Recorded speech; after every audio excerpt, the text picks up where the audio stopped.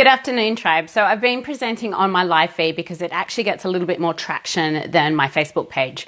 My Facebook page, if you do want to jump on and see other videos and stuff that I've recorded over time, is Transformations by Kim. So today I'd like to talk to you about setting standards and setting standards that you can tolerate. So we all set standards in life, but some of them are subpar. And it could be standards around our relationships, around our friendships, around our family. But most of all, what standards do you set for yourself?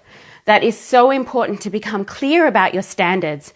So otherwise, if you don't set some standards around your relationship, you'll find it's in a mess, or you could find that your partner is walking all over you. Hey, Kathy, great to see you. So this is the fun thing about having live videos is I get to see people jump on and watch, so which is really awesome, and I get to say hi to you.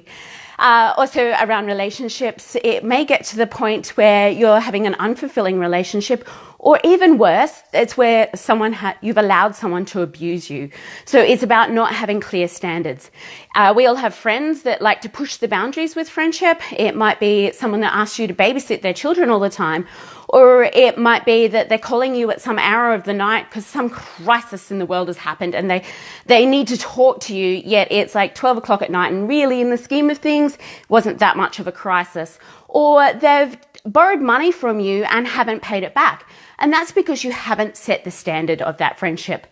The other one is family. Like, we all have families and we all need to actually work with those. And one of them is not allowing your family to manipulate you, whether that be emotionally or physically or financially. So I coach a lot of young girls and I can see how the family is still having a lot of control over them and they don't get to grow up to be the women that they're meant to be.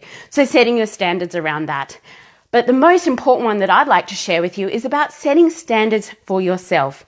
You might find that if you don't set standards and accept average in life, you end up with a body shape that you hate, a life that is a mess, a career that's not what you want, and you're not getting what you want out of life. So you need to be clear about those standards. And obviously I'm going to share with you how to do that. I've got 3 tips today to share about how to set your standards. The first one is to speak up. You'd be surprised how many people I speak to in coaching, and especially this week, that haven't stood up and spoke up about what they want in life.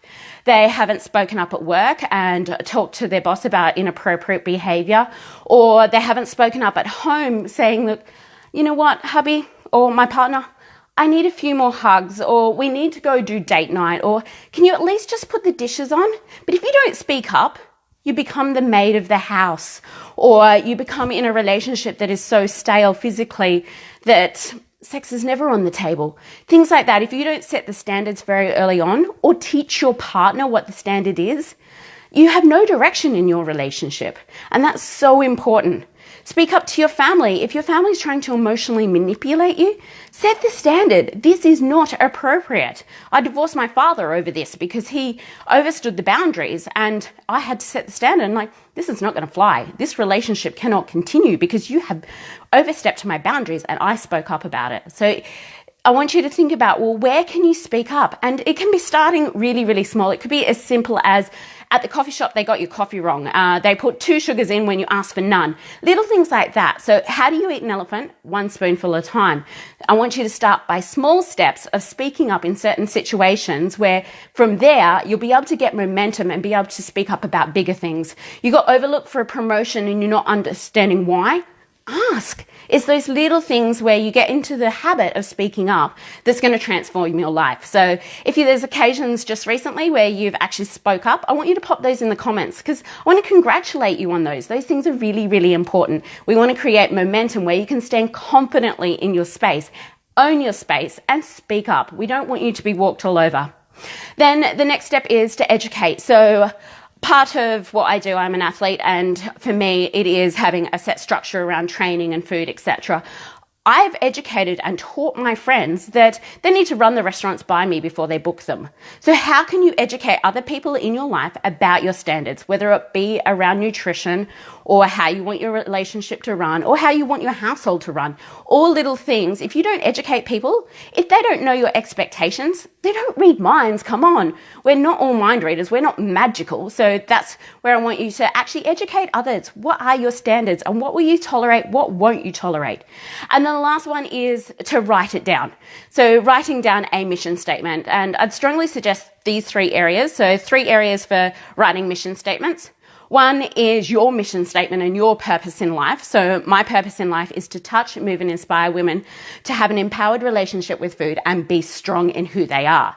Obviously that comes down to the training and the life coaching and the nutrition and everything that I do. That's my standard and that's my mission statement. It doesn't have to be as impactful as that. It could be raising your kids to be beautiful, confident, healthy, and make an impact on the world by respecting others. It can be as simple as that. Whatever your mission statement in life, write it down. Things have a lot more power when they are written down. The next one is, do you have a mission statement for your relationship? If you don't have a direction or where you want to go in your relationship, goodness knows where it might end up. So I'd strongly suggest sitting down with your partner and writing out, well, what is our mission statement? What do we want to get out of this? What are the standards that we will set for our relationship?